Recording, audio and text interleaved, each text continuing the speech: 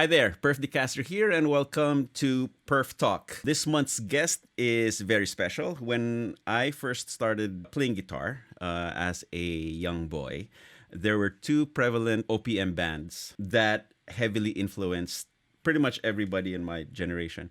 So the first band was The Dawn with Teddy Diaz, and everybody knows how I feel about that. And the second band was Identity Crisis. The guitarist is even shrouded in more mystery than Teddy, because there's not much info about him available until now. And when Identity Crisis ceased operations or disbanded, the guitarist also disappeared. And fortunately, I found him. Please welcome Resty Cornejo of Identity Crisis. Hi. So, hello, Resty. Kumusta, sir? Hello. Good morning, Jan. Good evening sa iyo. Magang-maga.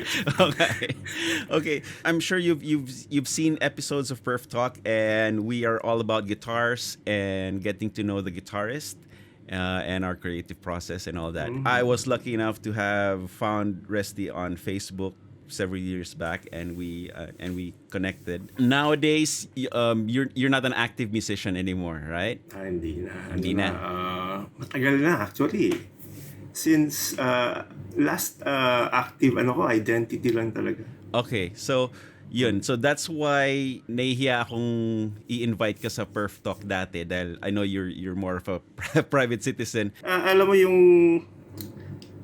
sa ngayon hindi ako active, pero yung paggigitara naman hindi tumitigil di ba? Bumabalik talaga Kaya nung nag-Hong Kong ako, tumigil ako ng matagal gigitar. Tapos bumalik din Yung hilig hindi talaga ganun na mawawala totally nandun talaga lagi. Kaya parang kahit hindi ako active na ngayon, parang ano pa din, di ba? Yung passion, kahit pambahay na lang, di ba? Maraming makaka-relate din sa ganyan, tingin ko, di ba? How did you get started picking up the guitar? Yan. Unang-una, nagkahilig ako sa 70s rock music. Hindi pa ako marunong mag-gitara noon. Una kong mga napakinggan kaagad, Boston. Iba yung guitar. Parang yung narinig ko yung sound ng guitar. Sabi ko, anong klaseng instrumento yun? Hindi pa ako aware. Tapos syempre, nung una ako, piano ang pinag-aaralan ko noon. Puso kasi noon, di ba, yung mga old families, mga magulang pinapaaral yung mga anak ng piano. Ano pa yun yung by route, hindi yung talagang proper lesson na may theory. Yung talagang by memory. Ayoko talaga yun. Ayoko. Pero may nagsisisi ako actually dahil Pareho tayo. Yung first piano lesson ko ano ba to? Ayoko nito. Yung tipong papaluin ka pa nung... Literally, matandang talaga. Lola tawag namin. Di ba gano'n nung araw yung mga lola magtuturo. Okay sana nun kasi rin I can play din nun okay din Pero ayoko yung lesson tsaka ayoko kaya siguro napunta ako sa guitar. Yung narinig ko yung mga ganong bands sa mga kapatid ko. Boston, Cheap Trick. Ang ganda ng tunog. Tsaka masaya Lalo din Cheap Trick. Ang saya pakinggan. Sabi ko, okay ito Tapos yun, hindi pa ako nag-guitar noon. Napakinggan ko na. Tapos, anong age ka dito? High school. High school, okay. Mga early high school. Nakikinig ako ng Kiss. Ganyan. Ini-imagine ko lang. Kahit di ako marunong mag-gitara, parang kunwari ako yung si Ace Frehley, gano'n, di ba? Usual naman yun Tapos sabi ko, siguro mag-aaral ako ng gitara, bumili ako. Yun lang first time na alala ko na parang sure ako na na matututunan ko. Parang may resolute na na goal na siguro makukuha ko to Ganun ako kasigurado na bumili agad ako ng electric guitar. Oh! Hindi pa ako marunong. Wow!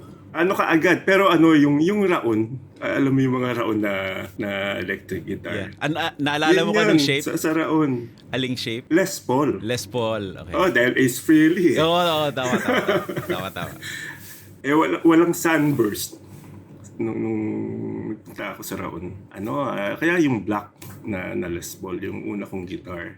Naalala ko pa yun kasi wala akong pambili. Naipon talaga ng baon para maipon ko. Ang tagal ko nang iniipon. Talagang kulang pa rin. 800 kasi yun yung Les Paul sa Raon. Mga yun, actually late ako nag-aaral ng guitar. Pa-college na ako eh. Actually, fourth year high school. 79 to 80, parang gano'n.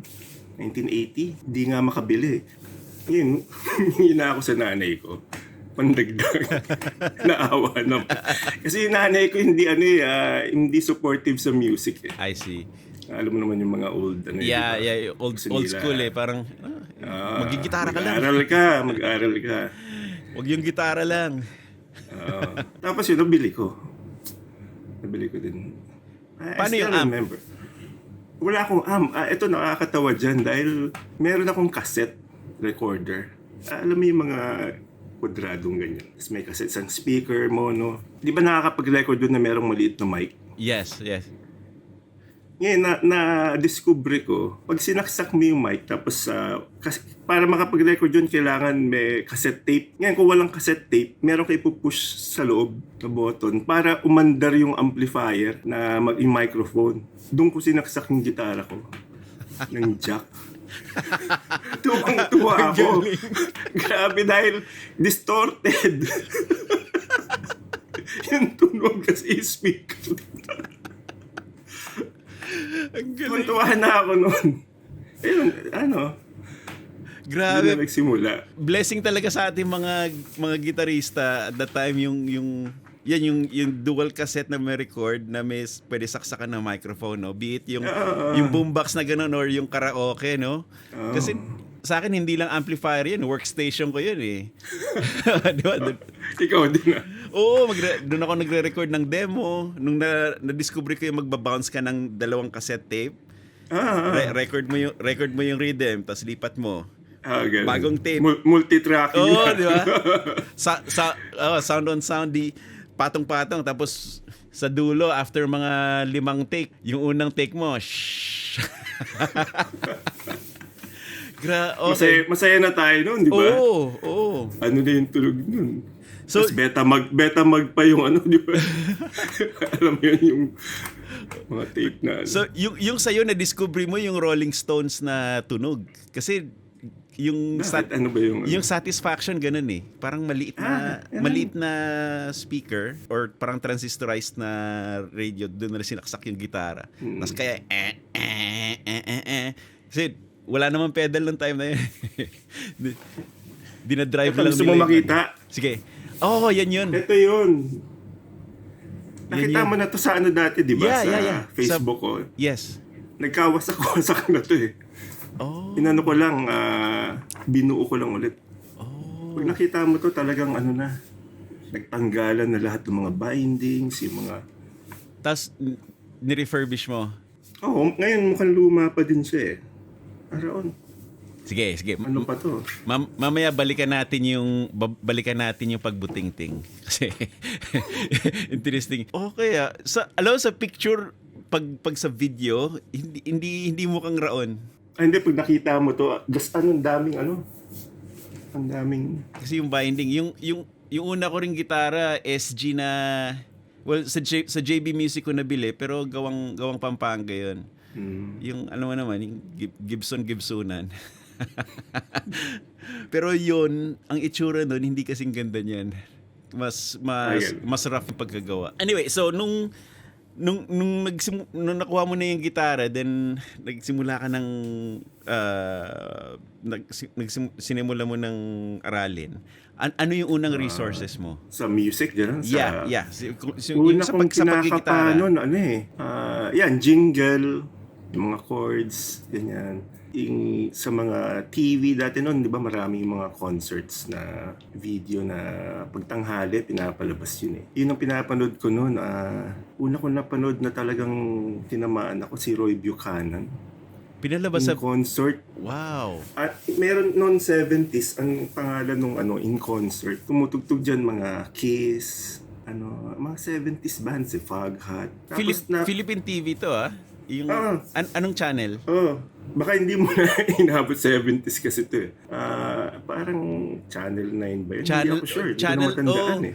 Hindi, ako naman, minaabutan ako, parang pinapatugtog lang nila. Ang nabutan ko naman, Austin City Limits. Yung mga parang ganun siya. Pero ito si isang guy ito na siya yung nag-host. Nakalimutan ko pangalan. Sikat din yun. Ngayon, napanood ko yung si Roy Buchanan. Di pa ako na mag-guitar nun. Talagang, sabi ko, grabe, yung nakagagawa pala sa gitara yung ganong tunog. Tapos, very emotional yung tinugtog niya, yung The Messiah Will Come. Ano ba yan? The Messiah Will Come. Oo. Pinilit kong pag-aralan yun. Pero masyado pang-advance. So, nang hirap ng bending. Pero pinipilit ko. Ang ganda nung naging effect sa akin ng si Roy Buchanan. Kasi yung melody nun, naalala ko talagang lagi kung hindi naman uso nun yung marirecord mo sa TV yun o hanapin mo sa YouTube. Walang ganun. Wala. May memoryahin lang natin yun eh. Kasi habang naglalakad tayo, di ba? Nagpe-play lang around sa head mo yun. Wala namang headphone nun or ano. Kaya nag-stick yung melody nun. Kaya nagkahilig ko sa melody pa. Isa sa mga una kong sinisipra, yung Like a Hurricane ni Neil Young. Neil Young. Kasi ang ganda ng melody nun, di ba? Yeah. Kasi simple lang na sa beginner, parang okay ah. Tapos yung una kong nagawa yun, kaya ko to ah. Tuwan-tuwa na ako. So yung Neil Young. sisipray mo yung vocal melody sa gitara? Hindi, yung ad-lib. Ad-lib. Okay. Actually, yung lead, doon ako unang nagkahilig eh. Hindi masyado sa song. Doon ka agad sa lead. Kaya nga baliktad eh. Hindi ako natuto kaagad ng chords. Gusto ko kaagad lead. Kaya parang mali yung sinimulan ko. Kaya sa chords, ang tagal ko nag-adjust. Di pa ako nakakapag-bar chord nun. Tinatry ko na mag-lead. Kasi lang sa akin nun, enjoyment lang talaga. Di ba? Wala naman akong bata ka pa eh. Intention na big goals and big... At which point mo naisipang magbanda? College na ako nun. University. Yung mga barkada ko, hilig din yan yung music, yung Kiss, kinig kami ng plaka. Nag-usap-usap lang. Nalaman nila na nakakapag-gitara na akong konti. Hindi na pag-isipan na magbuo ng band. Mga kaibigan barkade. Literally garage band talaga dahil sa garahe talaga eh. Those were the fun days talaga. Yun yung talagang ang saya. I mean, anything goes. Doon nagsimula. Nalala mo kung ano yung unang song na tinugtog niyo? Yun, yung Neil Young, Okay. Like a Hurricane, tapos yung Horse with No Name, yung mga ganun ba? Di ba, nung 70s. Tapos, napaperform kami sa isang school auditorium, whatever. Tuwan-tuwa na kami noon, kahit talagang ano ba, yung baguhan pa talaga. Pero tuwa kami, kaya tumuloy na. Bili na ng drums yung kaibigan ko. Hook na. Nice.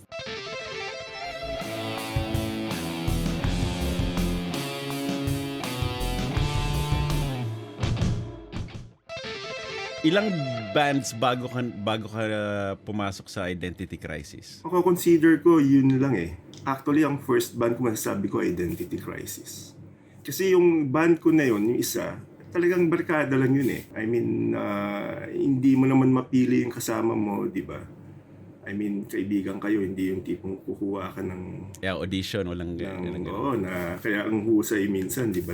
Sa amin, talagang katuwaan lang. Ngayon sa Identity, hindi ko naman din pinlano yun eh. Very passive ako sa ganyan. Yung sa Identity, nagkataon lang yun. Nung college, si Lenny, yung kaban ko sa Identity. Keyboards. Oo, sa keyboard. Siya yung classmate ko sa UST, Architecture. Kafa? Kafa. Yan, naiwan ko yung yung one time, yung puso yung notebook nun, yung parang Katleya ba yun, yung pinutup. May photo ako doon ng gigitara ako, yung isa kong garage band na barkada ko, yung Pricks, pangalan ng band namin yun. Naiwan ko yun sa school.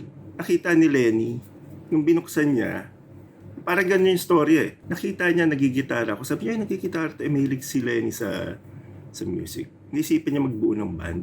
Di nagkausap kami, sabi niya, sige, ako mag-gitara, siya yung keyboard. Tugtugan pa namin noon, yung mga DeBarge. Alam mo yun, mga DeBarge. Para kami show band. Journey. Yan, ano lang, katuwaan lang. Basta magkaroon ng banda. Doon nagsimula. Tugtog kami dahil merong isang birthday nung kaibigan niya. Tugtog kami, kumuha kami ng mga singers. Parang show band talaga. Doon nagsimula. Tapos nawala na ulit yun. Tapos nagka-contact ulit kami ni Lenny. Gusto niya magbuo ulit ng ganyang band. Tapos doon na nagsimula na nag-contact na siya sa mga kilala niya na kilala niya sila Carla, yung vocalist namin, si Buddy. Ako naman sa rhythm section. Kasi yung kapatid ko, musikero yun eh. Yun yung totoong compared sa akin. Siya yung pumipwesto. Ano pangalan? Mabiyahe. Siya, si Jimboy. Jimboy Cornejo. Okay. Siya, keyboard. Drummer nung una, tapos keyboard. Marami siyang kilala mga kaibigan musikero, yung kapatid nito. Na banggit niya sa akin yung kapatid nung si Marvin, tsaka si Boggs. Yung bassist namin si Boggs, tsaka si Marvin. Ako yung nag-contact sa kanila. Tapos, na namin nila Lenny. Sama-sama si Marvin, si Boggs, si Carla, si Buddy. Doon nagsimula yung band ko na medyo sabi kong proper band. Si Boggs tsaka si Marvin nabanggit na dito sa Perf Talk kay Ira. Oo. Kasi ang interesting naman doon, yung sabi ni Ira, si Boggs at si Marvin naman, siya yung nag-introduce kay Ira ng GRP. Yung sila, Dave Grusin, Leary Tenauer, yung pop jazz. Jazzer yung mga yan. Si Boggs at si Marvin. Minsan nga tumutugtog pa kami ng Leary Tenauer na rock Talaga? Minsan sa concert namin. Para lang yung, di ba, mapagbigyan yung hilig ng isa. Gano'n. Identity crisis, mamaniwala ka tumutugtog ng Yun na nga. Leary Tenauer. Nung kinuwento ni Ira yun, nagulat ako kasi, di ba, identity crisis, new wave goth, tapos biglang pop jazz. Hindi totoo talaga na I mean, nagkataon lang na yung time na yun, new wave, tsaka siguro yung image, tsaka yung tinutugtog namin, di ba? Ang takeaway ko sa identity crisis nun, yung gitara laging may lead line or may hook. Yun yung nagsiset up ng kanta. You know, yeah.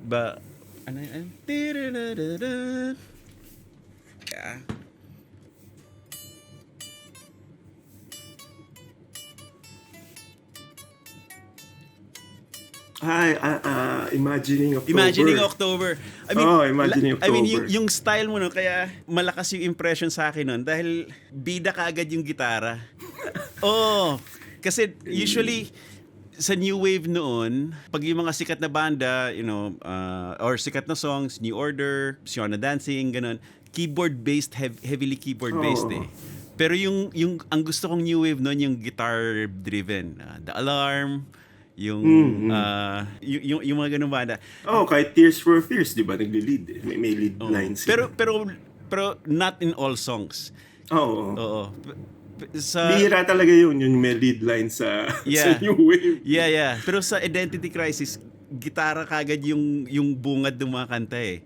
Kaya talaga nakaka-hook. Kumaga, nung ginagawa niyo yung mga songs na yun, paano yung process niyo?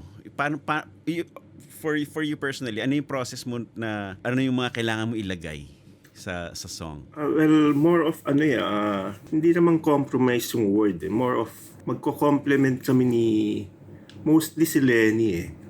Ang kami bibigayan kasi keyboard, kumbaga parang two guitarists sa band, di ba? Nagkataon keyboard si Lenny. Kaya minsan yung sound namin, kung titignan mo, very thick na, di ba? Orchestrated. Oo, kasi si Lenny, malayer sa keyboard, which is okay. Maganda yung, tsaka magaling mag-compose si Lenny. Siya yung nakakagawa ng structure ng song. Di may structure na kami. Tapos mamasahin namin yan. Ako more of, ang naano ko sa banda, namin. More of bigay ng color. Ano lang ako, magkukulay. Supposedly, ganun sana. Tsaka siguro dahil may total acceptance kami.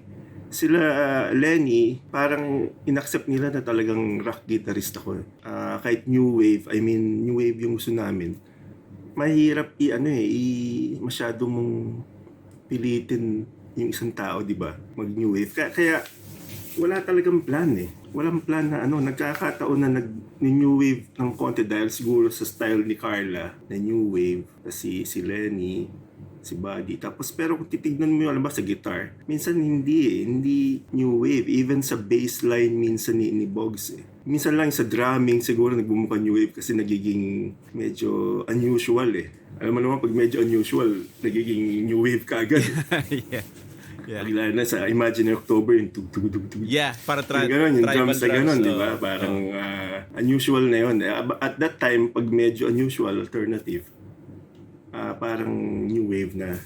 Kaya gano'n. Kaya natuwa din ako sa band kasi total freedom. Ewan ko kung sunwerte lang kami o ganyan talaga sa iba. Talagang wala nagko-control. Kahit anong gawin. Tapos nagigit din kaagad. Halimbawa si Lenny, nagigit siya kaagad yung idea ko. Kung ba, meron ako ipasok na riff, babagay naman. Ang bibilis lahat yan eh. Yung Imagine October, yung My Sanctuary. Meron ng chord progression. Tapos ang idea ko, medyo hindi itama, yung masyadong tama.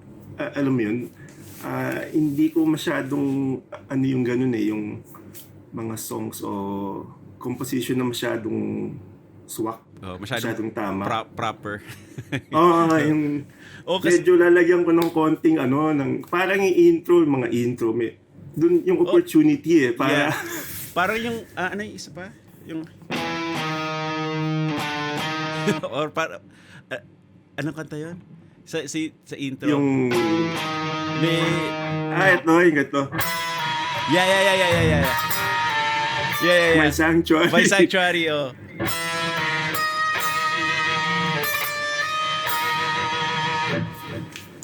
So, kumbaga, sa akin nun, syempre, kasi yung new wave na foreign, swak lahat eh. Hindi diatonic yung tunog.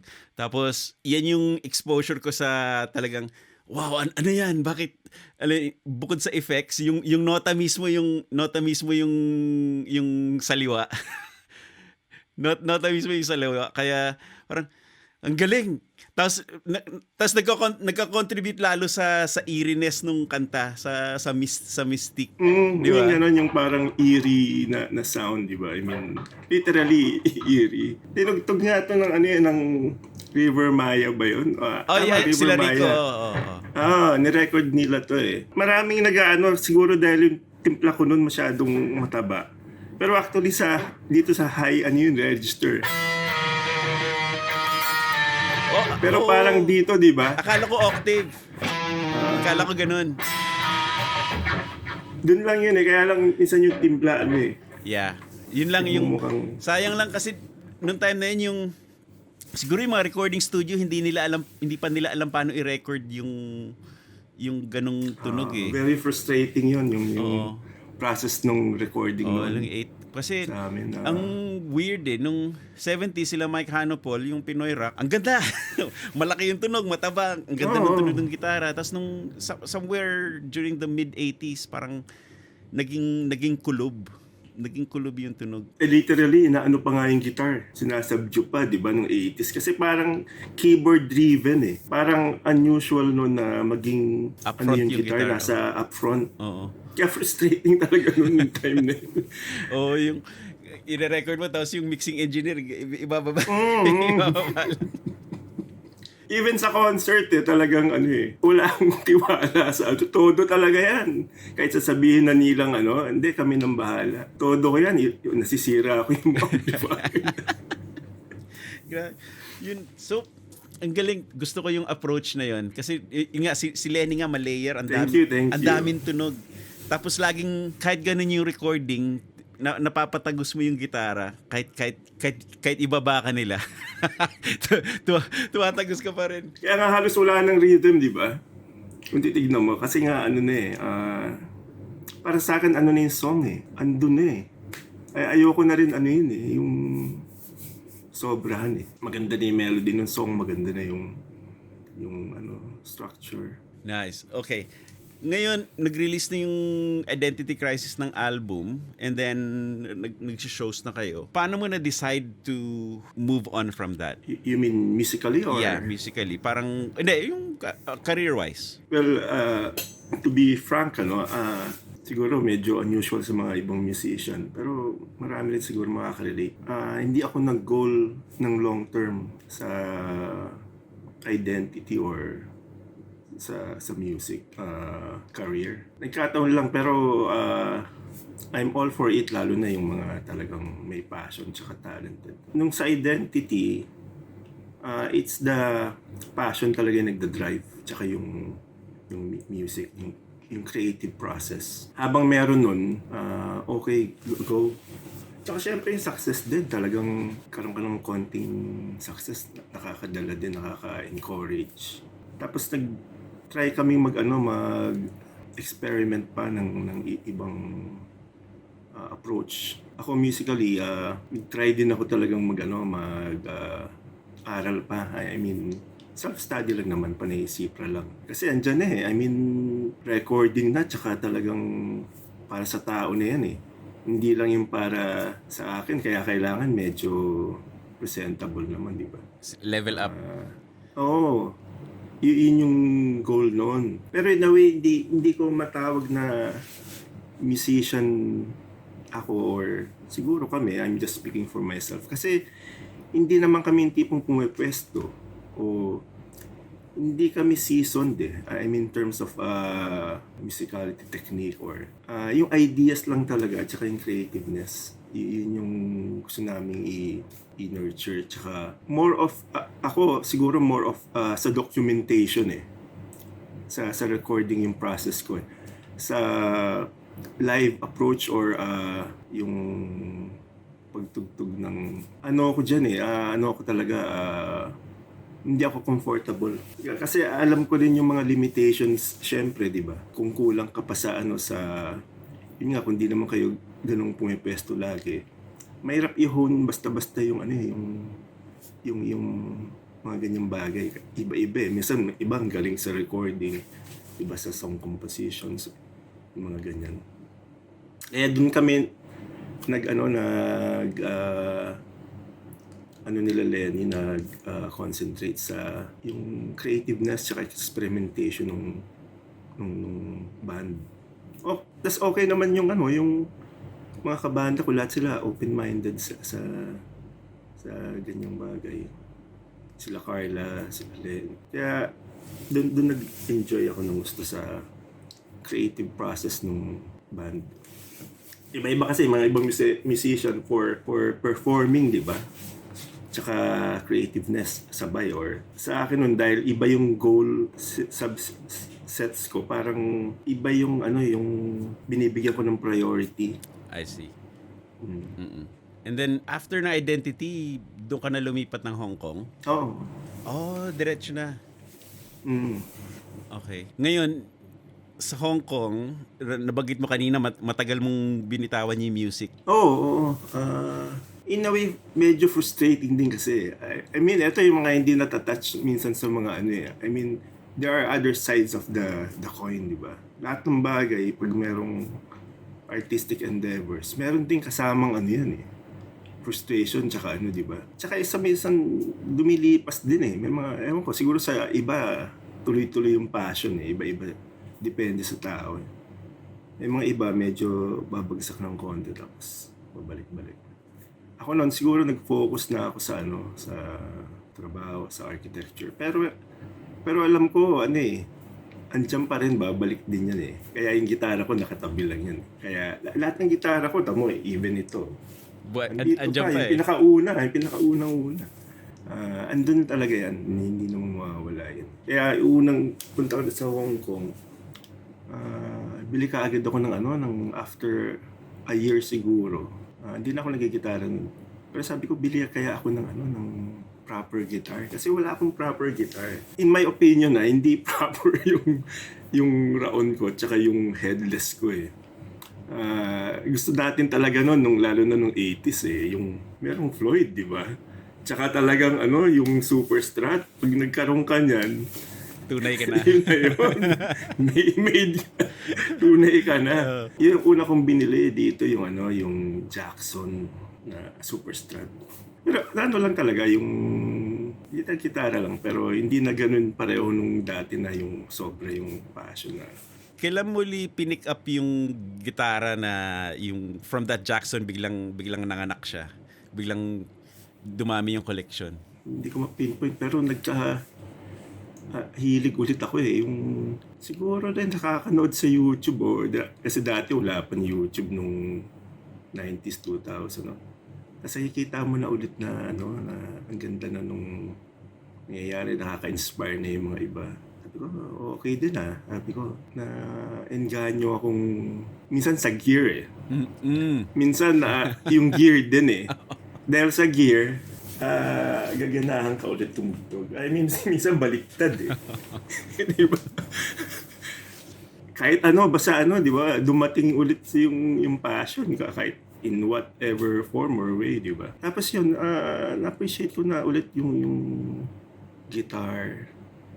Bumalik ulit. Tapos yan, fortunately, masaya ulit. Tapos isa pang siguro, yung nilagay ko ulit yung sarili ko nun, yung ano ba yung nagpasaya sa'yo nung umpisa, di ba? Na rekindle na yung mga ganun. Simpleng ngayon, cheap trick, papatugtog ako, sasabayan pa.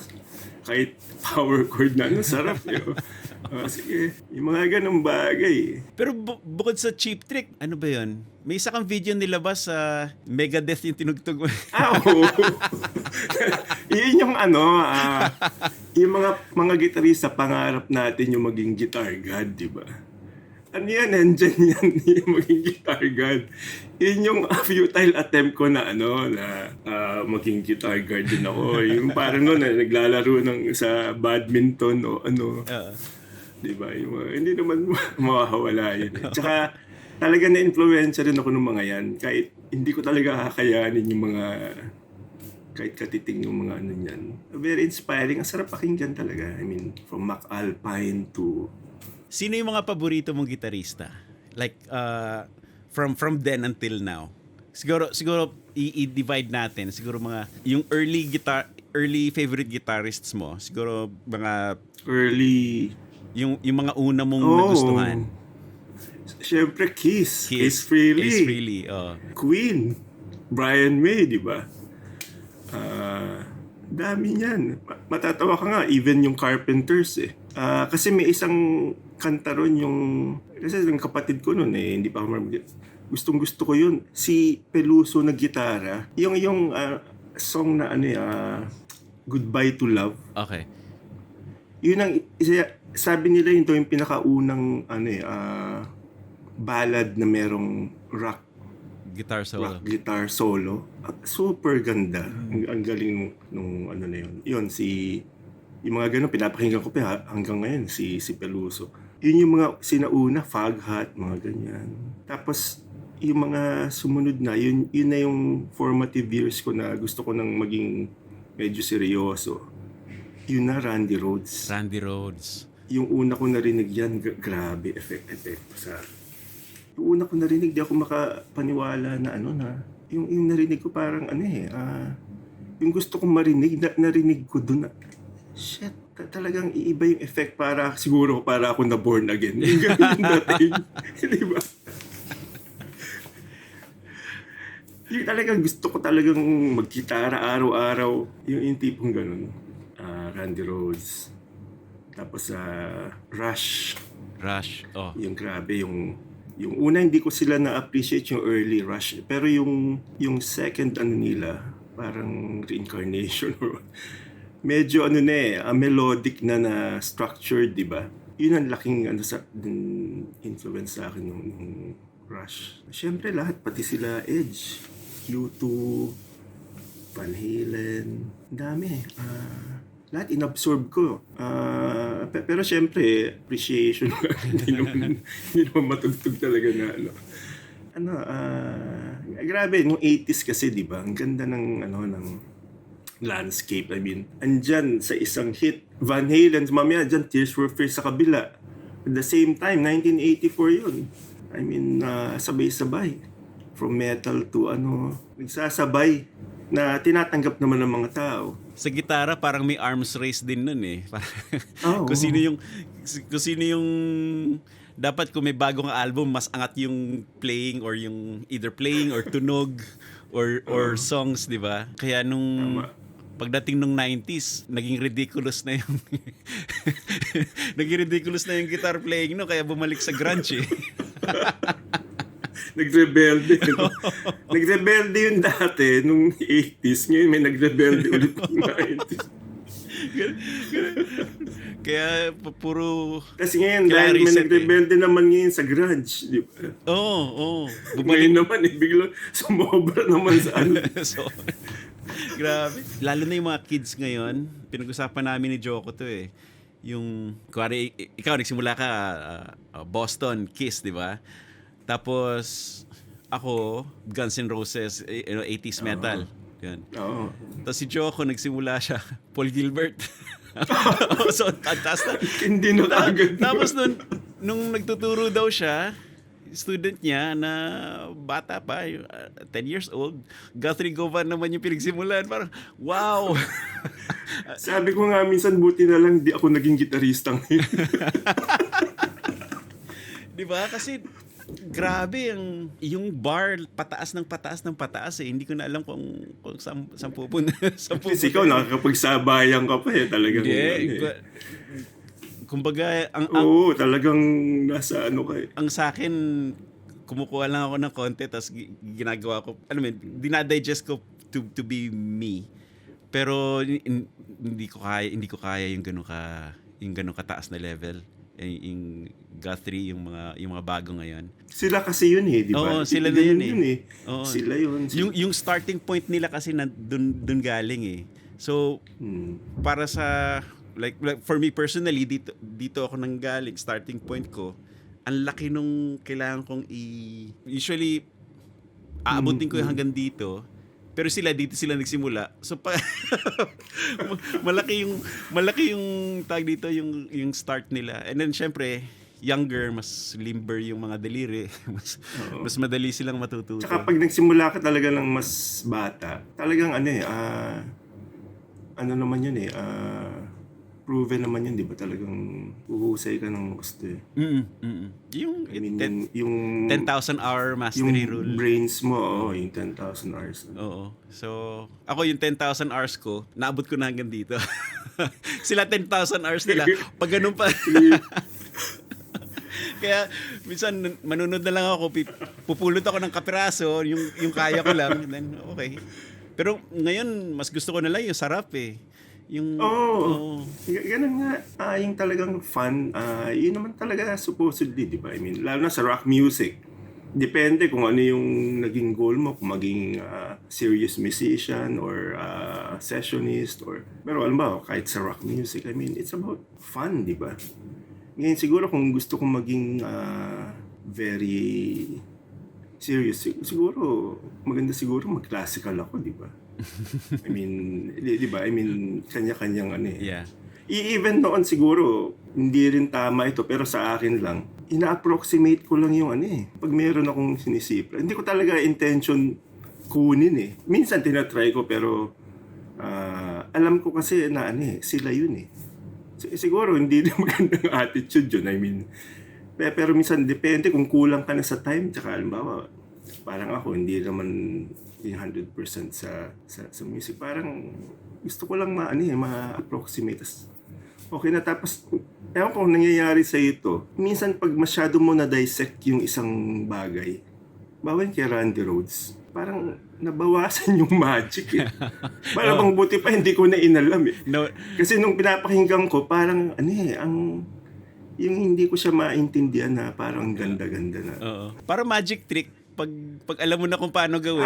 Yan, parang gano'n. Hindi na siya magic. Well, sa akin naman, hindi ko rin kinukuha na eksakto eh. Never. Nung nagsisimula ako, tenga ko yung pinakamahina. As in, papakinggan ko, kahit ilang beses ko pakinggan, hindi ko nakukuha ng eksakto. Kahit may slowdown na, naka-slow down na yung 50%, tapos, ewan ko, hindi ko alam kung iba yung naririnig ko or ano yung gusto ko marinig, yun yung nagte-take over, kaya yun yung natutunan ko. Like, dati may inaral ako na Paul Gilbert na intro, yung Green Tinted 60s Mind, puro tapping. Oo. Yun, ginamitan ko ng slow down na cassette, tapos confident ako na kuha ko to note for note, ganun. Kaya lang, nung pinapractice ko, ang hirap nung, ba't ang hirap nito? So ako naman, parang, galing talaga ni Paul Gilbert, kaya niya gawin to. Alam mo yun? And then, napanood ko yung concert, ay, ang layo, tapos mas madali yung ginagawa niya. Parang, bakit ganun? Exactly. Di ba? Alam mo yung Randy Rhoads na akala ko nun yung tapping eh. Tinatap ko. Oo. Yung Mr. Crowley. Oo. Kasi wala namang nun eh. Yung panahon namin nun, wala namang tablature. Actually, yung tablature at that time, 70s, wala pa yan. Tsaka yung mga, walang internet. Walang way para malaman ko yun eh. Yung tunog niya, ang linis. Sabi ko, tapping yun. Yung pala hindi. Iba yung may open string, yung... O parang ba yun? Yung parang ganyan.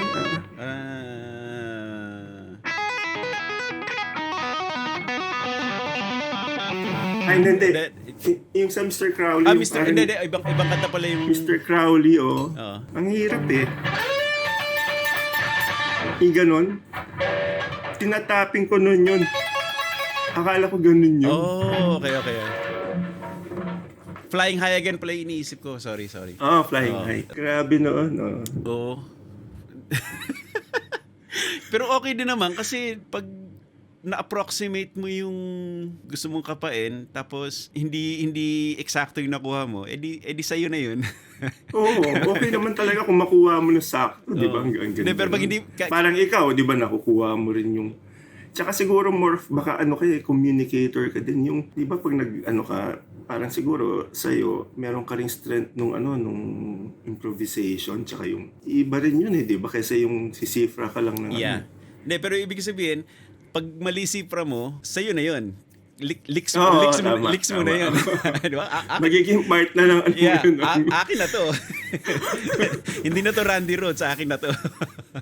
Wala nang copyright, Ganun minsan, di ba, i-ebay mo lang ng konti, sa'yo na yun.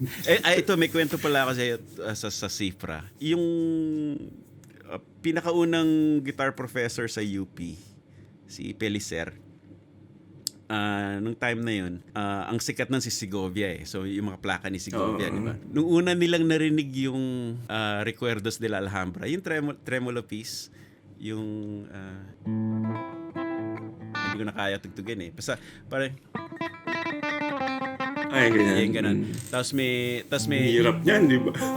Basta tremolo. Nung una lumabas yung plakang yun, syempre, Pilipinas, walang, hindi nila mapanood si Segovia, walang video, walang early 30s and 40s eh. Pinakikinggan. Tapos hindi nila maintindihan, paano ginawa to? Parang tunog dalawang gitara. Parang dalawa. Dalawang gitara, pero alam ko si Segovia lang yan eh, isa lang yan eh. Pinakikinggan niya, tapos nag-iisip siya, ganun, no? Tapos maya, uy. Saka na-realize, so pag ginawa ko to, doon yung nakuha. So sa kanya pinre. So minsan, parang yung universe na yung nagtuturo sa'yo kung paano gagawin. Paano mag-adapt, di ba? Si Van Halen din, di ba? Di ba? Yung siya, para siyang flamenco ba yun? Yung... Tapos nagulat si Lukather sa kanya, di ba? Mahal ni Lukather, marunong siya. Yan. Yan. Na-fake niya. Sabi niya, inamin din niya, di ba? Fini-fake lang din niya eh. Pero naging kanya yun. At saka ang ganda rin naman ng sarap din pakinggan. Yeah, diba? yeah. Yung importante, yung makakonect ka dun sa sa audience mo na. Yun. Mga kids, hindi kailangan eksakto. Pero kung sakto, okay din. Kung sakto, okay din. Depende sa goal mo. Basta pag hindi sakto, sarili mo na 'yun. Galing. Hindi lang kasi yun eh. Oo. Ang galing. When you're ready for new pedal day, use discount code GCPerf10 at gcrockboard.com to get 10% off your entire order. You can use the code multiple times and there is no expiration date. Enjoy. Paano mo napasok yung pagbutingting sa gitara? Like yung Ayan, pag-restore. Oh, kasi nakikita ko yung mga post mo, pictures, yung Mga kalokohan. mga binubuo mo, mga inaayos mo. Like yung Van Halen mo sa likod, ikaw may gawa niyan, di ba? Paano mo napasok yun? Hobby. I mean, isang part na rin siguro yun ng sa guitar world na makakadagdag sa sa enjoyment sa'yo, di ba? Sa guitarist, di ba? Yung mga ganyang bagay, I mean, mahilig ako talaga noon eh. Tapos siguro isa na rin yung, dahil nga, wala ako nung mga yung gusto ko talagang gitara, lalo na nung nagsisimula ako. Maniwala ako nun, sa sobrang gusto ko ng Flying V ni Randy Rhoads, gumawa ako. Gumawa ka? Nilagari ko talaga. Bumili kami ng kaibigan ko ng troso ng kahoy. Pumunta pa kami sa hardware. Troso. Dala-dala namin sa nilagari ko yun. Tapos meron pang duktong yun kasi ang troso, 12 inches lang ang kaya niyan eh. May duktong yan. I mean, doon nagsimula. I mean, dahil sa unang-una sa need. Yung leeg, merong kaibigan ako gumagawa rin talaga. Meron siyang machine shop, kaya nagawa niya yun. Pero yung body, tsaka yung ako na lang naglagari. Masarap din, nakaka-relax magbutingting. Tsaka isa pa nalalaman mo yung ins and outs nung sa guitar. Tapos magkakaroon ka rin ng confidence pag alam mo na yung kung ano yung pwedeng magka-diferensya dyan o Di ba? Tansyado mo na eh. Yung action, kung yung string mapapatid dyan, kung yung mga ganong bagay. Grabe. ako yung SG ko nung, syempre pag beginner ka, di ba? Parang ayaw mo mapatid yung string dahil masisira yung gitara. Tapos yung sabi ng teacher ko, tinuturuan niya ako mag-bend nun eh. Tapos baka maputol yung string. Baya mo maputol, palitan mo lang. Pwede pala palitan yun. Tapos yung SG ko noon 3 pickups na may Bigsby. So komplikado. Ganda. Komplikado yung setting. So nung tinanggal ko yung string, lumipad yung spring ng gano'n. Tapos ano nangyari? Tapos after a while parang trial and error na figure out ko paano ikabit yung string, tapos yung lumipad na spring binalik ko. Then later on parang okay, unti-unti nang ano kaya nasa ilalim nito? Binuksan na. Kalkal na eh. So yun. So yung Raon Les Paul mo, ano yung ginawa mo para i-restore? Wala. Ito pa rin yan. Ito pa rin yung sinabi mo sa akin na double eagle. Double eagle na pick-up, Ganda. Diba? Tapos ito, binili ko sa kaibigan ko itong neck pickup. Kilala mo natandaan mo si Mang Rudy? Di ba siya Rudy, yung RJ dati noon? Yeah. Bago siya noon na sumikat noon, pinupuntahan na namin noon sa doon sa lugar niya. Siya nag-wide nito eh. Itong nice. pickup na to. Nice. Tapos sabi mo kanina, wala nang binding? Pinalitan mo yung binding? Hindi. Dinuktong ko lang. Okay. Ayan, wasak-wasak na siya. Oo nga. Binalik ko lang, nepoxy ko. Tapos kahit ganyan yan, kahit crap siya, I mean, imagine mo solid, brass. Mm-mm. Yung mga, unlike yan, pot metal na yung mga iba, di ba? Ito, solid brass pa. Grabe. Okay naman yung intonation niya, yung fret placement. Okay lang. I mean, kung sa rock music lang naman, di ba? Kung magkikiss ka. Ang ganda. Tapos yung amazing yung nito, yung truss rod, hindi adjustable. Nung nawasak ito, lumabas yung bakal dyan, naka-embed lang eh. Parang Bakal na. Pero square bar lang ano yun pa eh. siya, hindi siya na hindi siya na Ginlubak mo yung fretboard? oh, tatanggal eh sa sobrang inaiwan ko sa Pilipinas. Tapos nagkahiwa-hiwalay siya yung mga ano niya. Sa sobrang init siguro. Tapos dinala ko sa Hong Kong ulit, kinabit ko. So siguro yung glue na gamit nila dati, hindi yung pang Oo, baka hide glue lang to or kung ano kung ano glue lang. Tapos yung resources mo sa pag tinker ng gitara sa mo kinuha sa YouTube na or ngayon YouTube na. Oo. Noon magazines pa, di ba? I mean, di ba noon bibili pa tayo ng mga mabibili lang noon mga second hand used di ba? Ang hirap maghanap ng pinaglumaan mga nun eh. Pati yung mga scale dun lahat box scale, kaya yun lang natutunan mo. Ngayon sa Identity Crisis yung headless, sino may gawa nun? Ito Aria Pro. Aria Pro, okay. Oo. Yun. Ay, iconic guitar. Gusto ko to. I mean, gusto ko yung build niya pero yung playability, nahihirapan ako dito actually. Alam mo naman di ba? I mean, ang hirap. Parang kulang sa bigat. Parang lumalaban pag Aria Pro. Pero ang ganda ng ng proprietary yung mga niya, yung hardware. Oh, hindi kailangan ng double kasi yung Steinberger double ball 'yan eh. Oh, yan yun ang maganda rito. Regular strings. Regular lang to. Pero nire-retire ko na yan, nasisira na ito. Makinis pa. Ano lang to, nagkataon lang to din to. Karamihan sa akin nagkataon, hindi ko naman pinili yan eh. Meron lang nagbenta sa akin na musician ng mga ilangan. Ang ganda nung presyo. Kaya yan yung pinakauna kong proper guitar. Yung look nung gitarang yan, yung nag-contribute sa image nung Identity Crisis na, alam mo yun, mysterious na may pagka-futuristic, may pagka... Ikataon lang yan, hindi ko choice. I mean, kung ako papipiliin at that time, siguro naka-superstrat ako, kaya Les Paul na matindi or, di ba? I mean... Pero yun eh, yung unang beses ko nakapanood sa TV, tapos hawak-hawak mo yan, tapos yung intro na, na wow! ang lakas ng dating eh.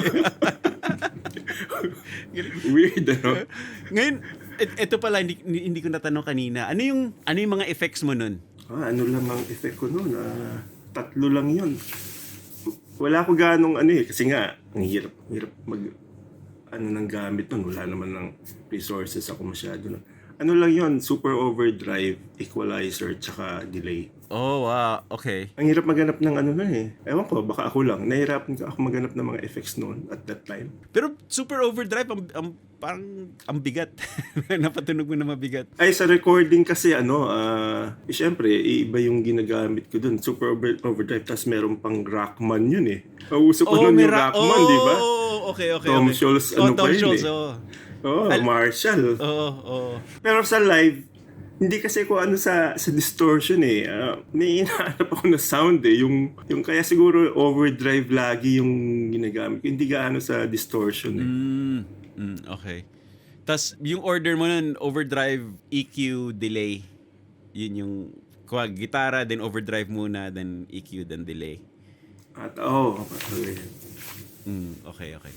Tapos ginagawa kong parang booster yung overdrive. Yung yung EQ. Okay. Kasi nga, minsan wala akong tiwala sa di ba? Yeah. So, papalakas ng tunog. Pag lead na, ganyan. Kaya binuboost ko, ginagaya ko minsan si Randy Rhoads, buboost ko yung mids. Kahit hindi na bagay sa... Okay. Kasi dati nung nagka-EQ ako naman, yung EQ ginamit ko. So, yung typical na use ng EQ, yung gagawin mong letter V. Yung V. I-scoop mo yung mids. Tapos pag mag-isa ka, ang bigat ng tunog. Tapos pag sama mo sa banda, parang, bakit hindi ako tumatagos? Ay, pa yung tunog. Nun sa mga hi-fi, pag nakakita ka ng V na yun, di ba? Oh, Wow. V para wow. Yan yung EQ setting. Yung pala dapat reverse V pala para tumagos ka. Nakataas yung mid. Grabe. Ngayon ano yung ginagamit mo ngayon na rig? Sa bahay, ano lang, itong boss, katana. Okay. Solve na ako dito. Oo. Nakakatuwa. Nagre-record ka ba sa bahay? Like for Yung mga minsan, post ko na ano lang yun eh. Dito lang sa yun, sa...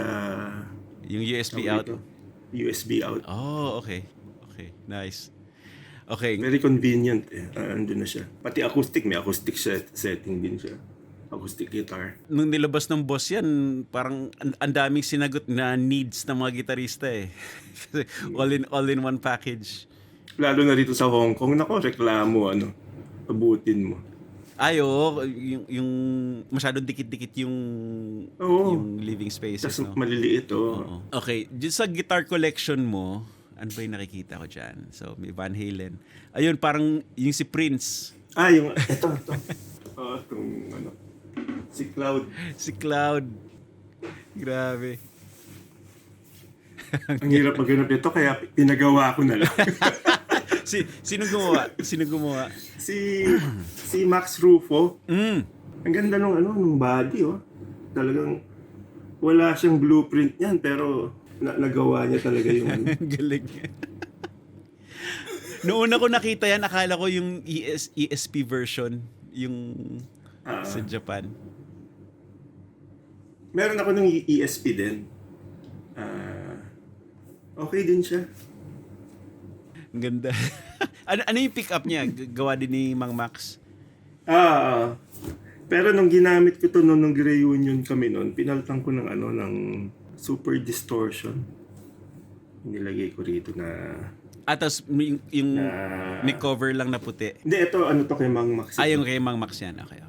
Binalik ko ulit. Pero nung ginagamit ko to noon, sa yung nag-reunion concert kami, ang ginamit ko rito yung super distortion na DiMarzio.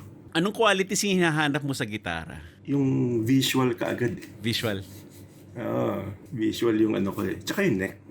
Siyempre yung neck. Yun yung feel kaagad. Very tactile kasi para sa akin, very tactile guitar. Kaya yung neck, tsaka yung itsura. Yung pickups, yung scale, yung makakalikot ko naman or... Ano yung preference mo sa neck? May specific shape or thickness? Dati, minsan nagbabari ako eh. Dati may time, ang hilig ko sa yung talagang manipis. At try ko pang mag-shred. Pero parang bumabalik ako sa yung mas may shoulder. Yung medyo may yung... Pag ginrap mo, Dati ayoko lang makapal eh. Ngayon, parang okay na rin eh. Ganon din ako. Makapal. Dati yung diba? Gusto ko yung manipis para bilis gumalaw. And then ngayon, pag makapal naman, mas parang pag hawak mo ng ganun, parang may hawak yung ka. playing mo din eh, di ba? Nakaka-affect din sa sa playing. Parang mas ramdam mo yung... Angry naman yung pag yung makapal. Chunky na. Yung Les Paul, di ba? Na mabigat na. Alin dyan yung number 1 mo ngayon? Parang naglalaro sa sa Les Paul PRS eh. Pero hindi, may kanya-kanya silang ang hirap, di ba? Ikaw din eh. May kanya-kanya. Parang yung Ibanez ko noon na yung pinaka-paborito binili ng misis ko sa akin. Prestige na may edge, yung edge trim. Talagang ko yun. Paborito ko yun. Ang nipis ng neck, grabe. Tapos ang ganda ng Tapos yan, pupunta ngayon, Les Paul naman, ganyan. Bye. Like, ako tinatanong ako ano yung number 1 guitar ko. Lahat sila number 1. Kasi kung hindi sila number 1, hindi ko sila ikikip eh. Parang babae. Lahat sila.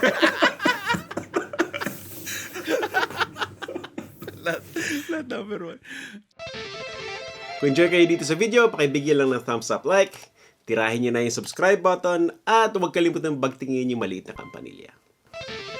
Okay.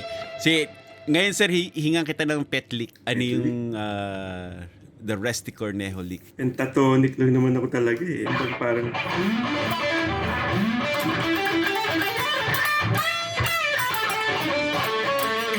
Sandali ah. Sige.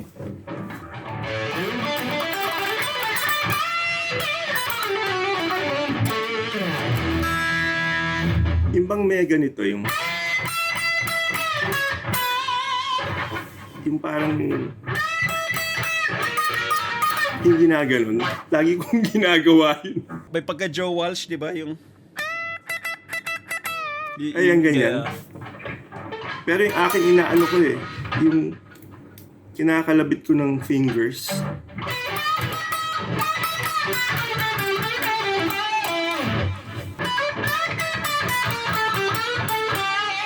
Inaano ko yun ng daliri ko eh. Kasi yung nails ko medyo ano eh, iba yung parang mas mahaba.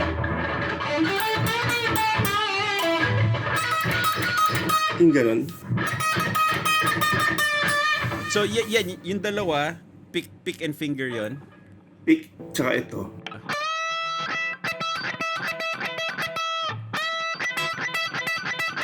Okay. Okay, Joe Walsh eh, parang... Yan, ganyan.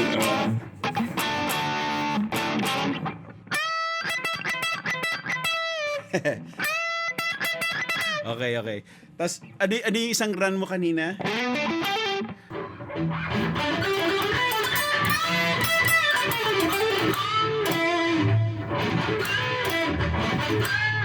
Ayaw ko magat.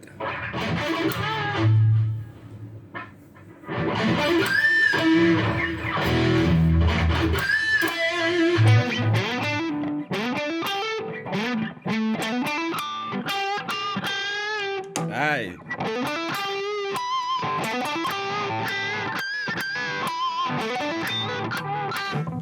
Kaya dali ah. Ako naman yung mag-gain. Yun.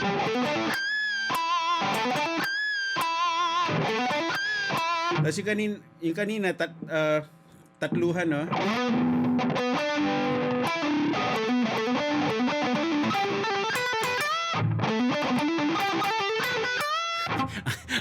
ang aga para mag-shred. Hindi ba nagkakape? Tulog pa yung kamay ko.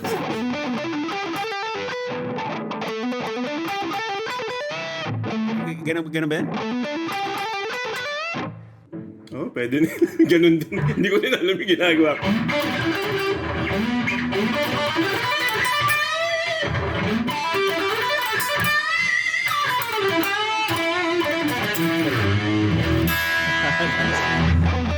Tapos may ginagawa ka kanina na yung Parang pull off siya eh.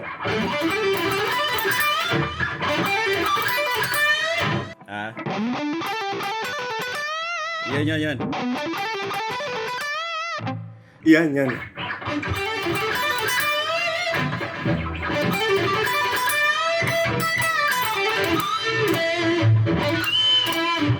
Tapos may ginawa ka kanina na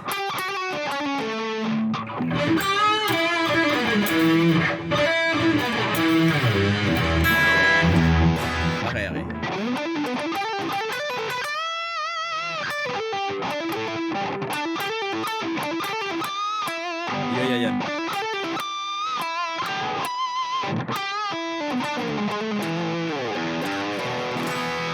Nice. Ngayon, yung mga identity crisis na yung mga guitar lines, saan mo napulot yun? Saan mo na paano pumasok? Kaya yung sa... Parang minsan naiisip isa yung ganon. Kasi mahilig ako mag-pull off yung ganon. Tapos naging natural na lang. Tapos naghahanap ako ng melody na minsan nasa mind mo, di ba yun? Parang kinakanta mo eh.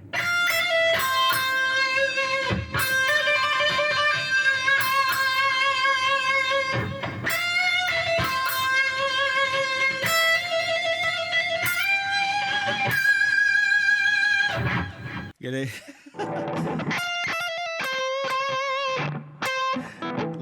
Ang lagkit pag pinindit mo na ang lagkit ng tunog eh.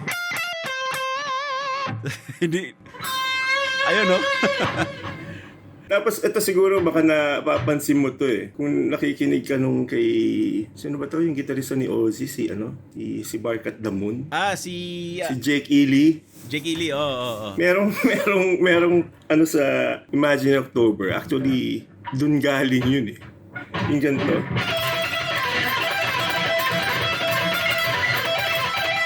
Oh, okay. Okay, ngayon, okay. Sa Bark at the Moon yun eh. Actually, ang ganda kasi ng technique. Tapos ginawa ko sa major na ano na. Okay. Ngayon nabanggit, Diba? ngayon nabanggit mo, kita ko na kung saan galing. Kasi yung Jake Ely, yung Yan. Yan, Yan.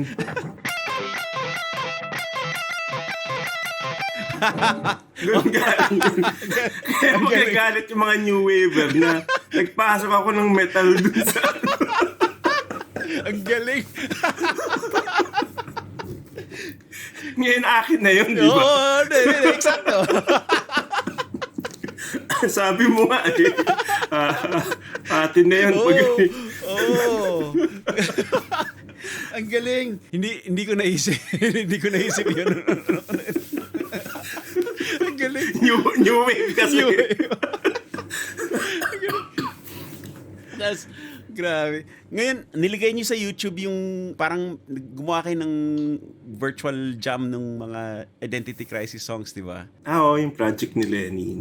Biglaan lang yun, parang ano. Gumamit ako ng Strat doon, tsaka ano eh, yung... Ano ba to? Yung Fender na ano na... Jaguar. Jaguar. Okay. Fender na Jaguar.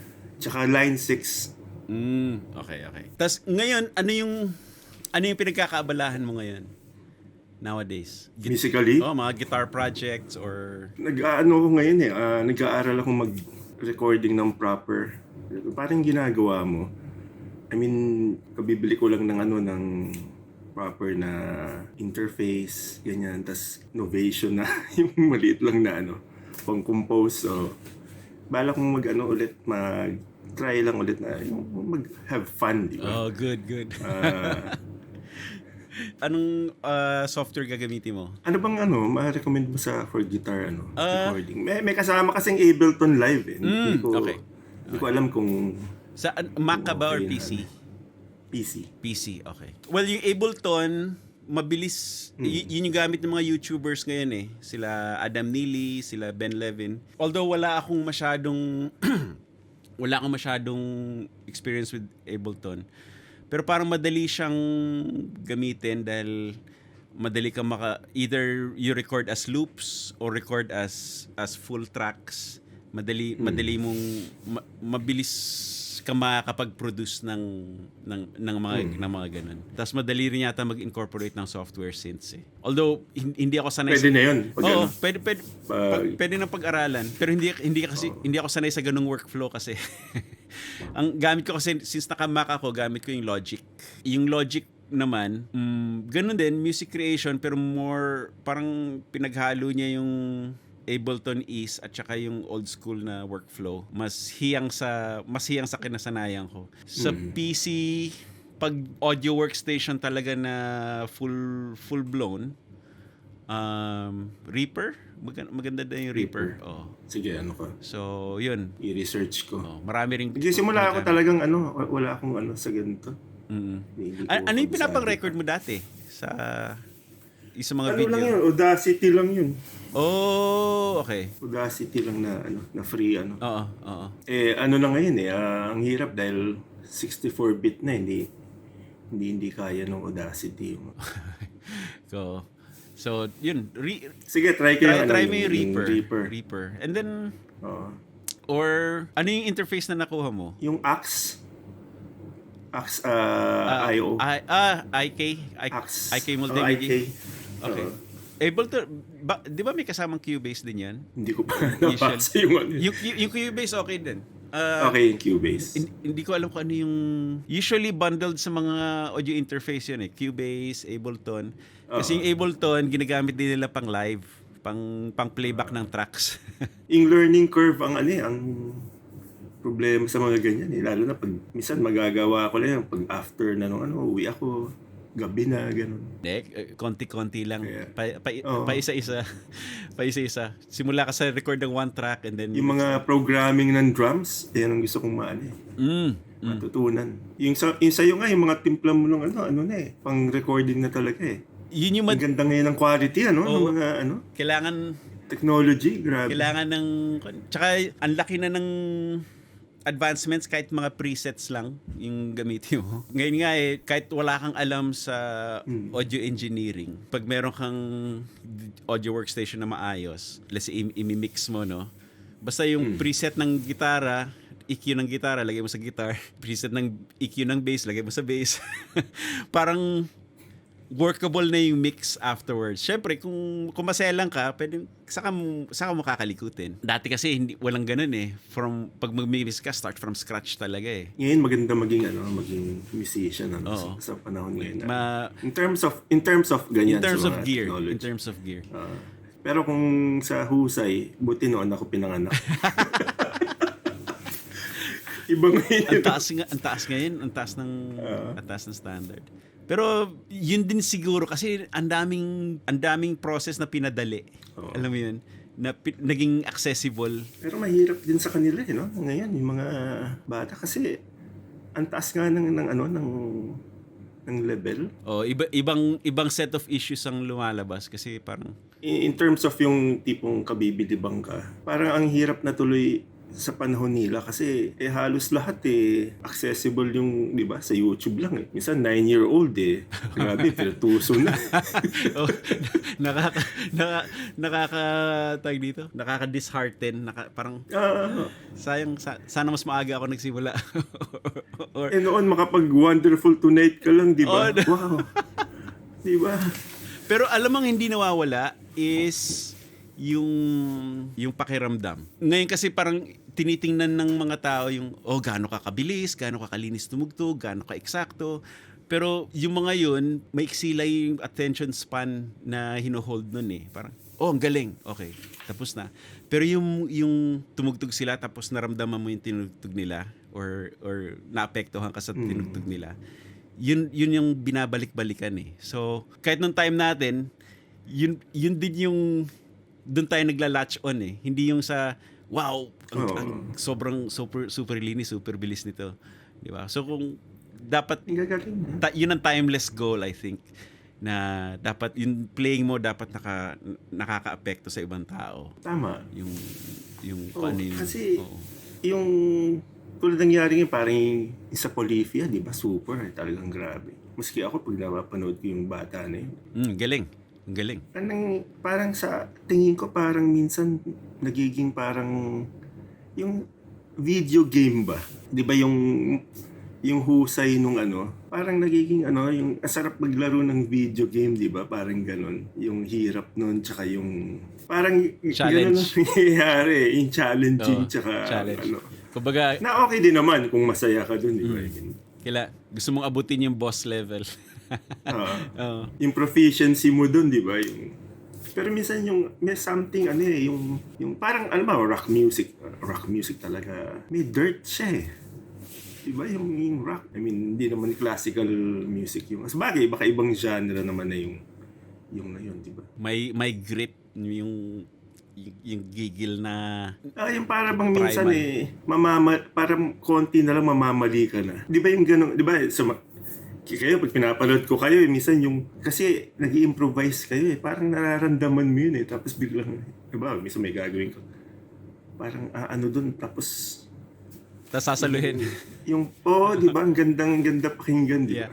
Yung mga ganun. Kaya tingin ko yung isang artist tulad ni current na gitarista na si John Mayer, relevant pa rin ngayon. Kasi yung mga binibitawan niyang nota, nakaka-apekto sa lahat ng tao. Hindi siya super bilis, hindi siya super tapos minsan nakakaasar yung mga kanta niya. Feel, grabe. Pero yung feel niya, yung feel niya grabe kasi hindi mo made-deny talaga yung Lalo na pag napanood mo pa, di ba? Yun. Pag yung visual pa niya talagang totoo.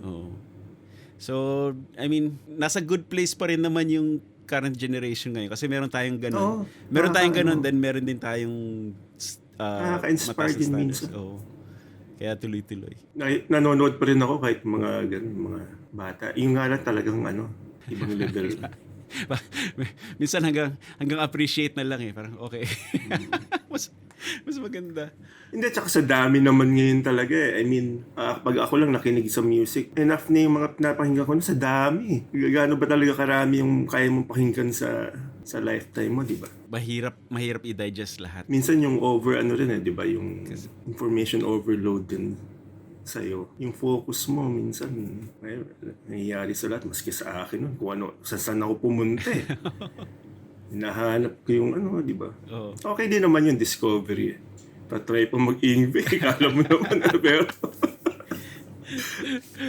Hindi, pero yun nga yung nagulat ako nun yung Megadeth cover mo. Sablay. Iwan ako. Pero even natatawa doon. Pero kahit na. Alam mo yung anak ko, mas kuha niya yung totoong nota nun. Oh, kasi tinitignan niya sa sa YouTube tsaka sa tablature. Kuha niya yung nota nun eh. Yung technique nga lang pero kuha niya. Kaya natatawa siya sa akin pag ginagawa ko. So, nagigitara din anak mo?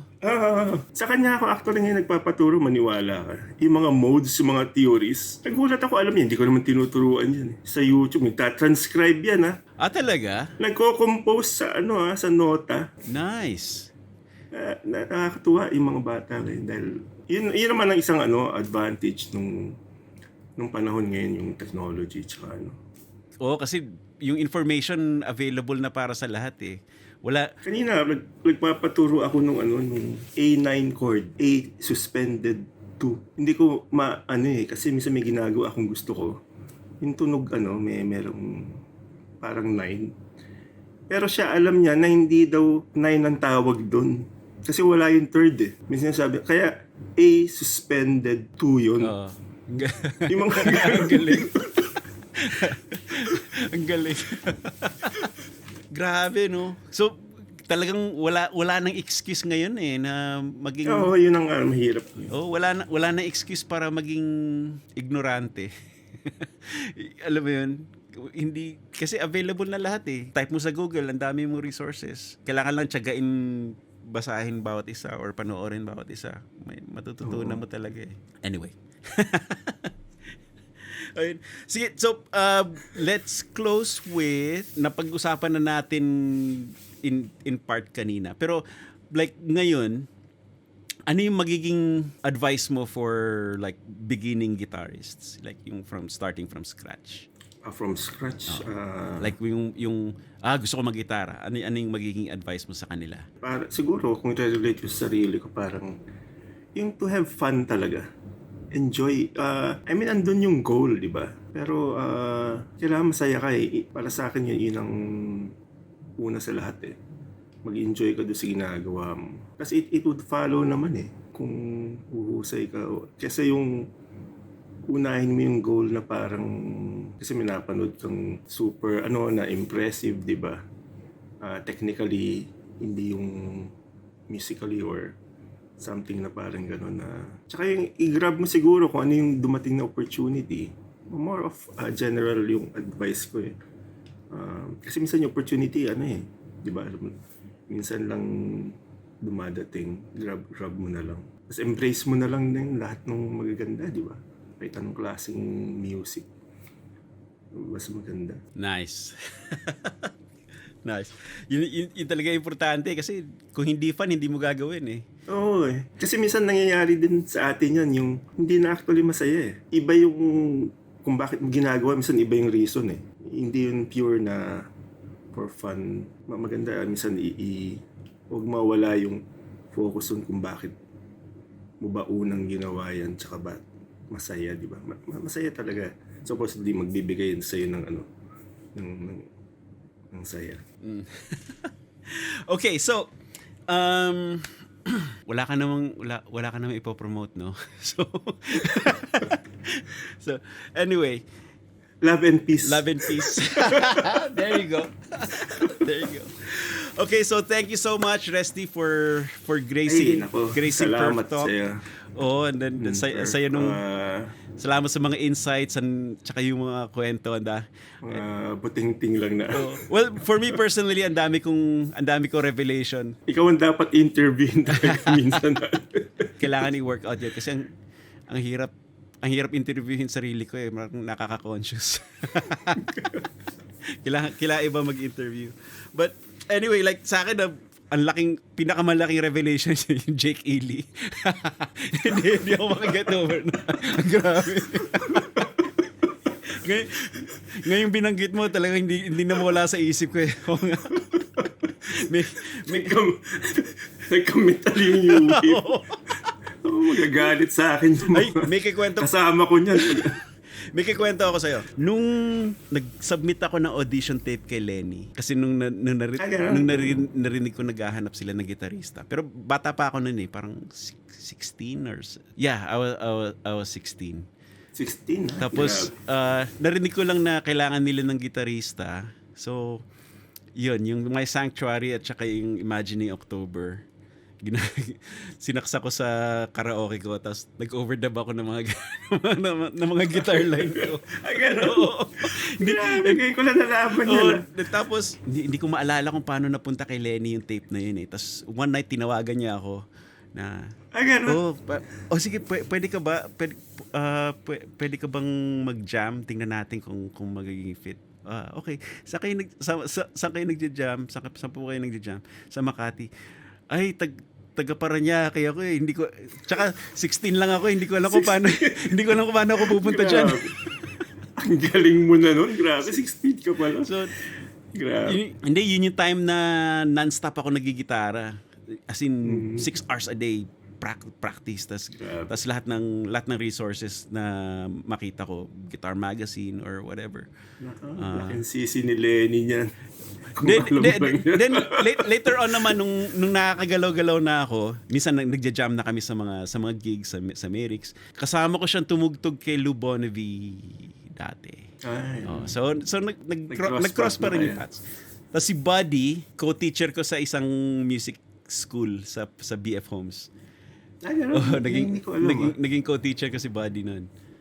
Yun. Tapos then syempre yung ikutan na ng circles, kilala sila Carla, Maria's Mistress na sila nun eh. Oo. So, yun. Tapos yung banda nun, yung kabandmates niya, eventually naging kabanda ko rin. Basta, Sino? Si Ona. Si Ona. Si Ona, si Ronald Yumul. Ang naging kabanda ko yung bass player, bass player nila nun, si Mon Legaspi ng Wolfgang. Oo. Tapos Wala akong kalamalam sa talaga. Oo. Sa Sirkulo, nakakahinayan eh. Oo. Pero yung time nyo na ng pinakamaganda tingin ko sa sa Filipino scene. kasi naging active na yung live shows. Nagkaroon na ng live shows. Kasi yung The Dawn Identity Crisis, walang... Ang hirap nun eh. Walang kami pwesto. Kami lang nagpo-promote, tsaka kami lang nagpo-promote nun. Concerts, no? Underground kami lang concerts. Mismong, nun eh. Nagmamahalin sa sarili namin. Tapos, sa gamit lang eh. Grabe, walang... Unlike ngayon, ang gaganda. Wala kang makikitang matinong amplifier na eh. Meron, pero... ilan-ilan. Just chorus lang ako nun eh. Ang dami ko nasirang just chorus. Kasi ginagawa ko Marshall eh. No, nung time na yon, pag-gigig kami, sound system. Sino sound system? Tapos, ano yung just chorus? Kasi hindi ko mapatunog eh. Mas gusto ko pa yung PV kaysa just chorus. Yung maliit na PV. Yung PV Bandit, di ba? Yun. Pero hindi ako lang sa sarili. Proud ako na yung mga tipo mo ngayon na pareho nyo na parang nag-blossom yung yung gitara ng Pilipinas. I mean, actually, nawala na nga ulit ngayon yan, di ba? I mean, sa music scene, pero tumuloy-tuloy pa rin dahil sa YouTube, dahil sa... Hindi mo mawawala ang gitara sa Pilipino, parang default national instrument natin yun eh. Gulat ako pag napapanood kita ngayon kila Chapman. Kasi minsan nanonood ako noong pa noon kila wow, may Pilipinas. Nakatuwa. God. We just need to put ourselves out there. Kailangan lang lumabas. Kasi ang dami. Ang dami magaling kasi, ang dami magaling. Ang dami, grabe. Yung mga napapanood ko ngayon kasi wala naman ako sa Grapevine. Grabe yung ano. Lalo yung mga kids ngayon, yun sila Joco Riantaso, sila Oo. Keith Deliva, sila yung mga yun. Wow, yung level ngayon is like hindi ka yun nga, sinasabi, buti hindi ako 20 years old tapos sila yung kalaban ko. Or sila yung not kalaban, sila yung kasabayan. Malay mo naman baka ikaw yung ano nun. Ewan ko lang. Ang sinusundan nila. Di ba? Dahil ganun din yun. Ewan ko lang. Anyway, so Ay, salamat. Thank you. Perfect. Oo. It's the pleasure and the honor is mine. Kasi talagang ang tagal. Miss makipagkwentuhan sa gitarista, lalo na sa'yo dahil talagang ikaw yung master. Yeah. Walang na makakwentuhan masyado na guitarist na alam mo naman. Oo. Yun. Anyway, like, share, subscribe, do all the good things, and we'll see you in the next Perf Talk.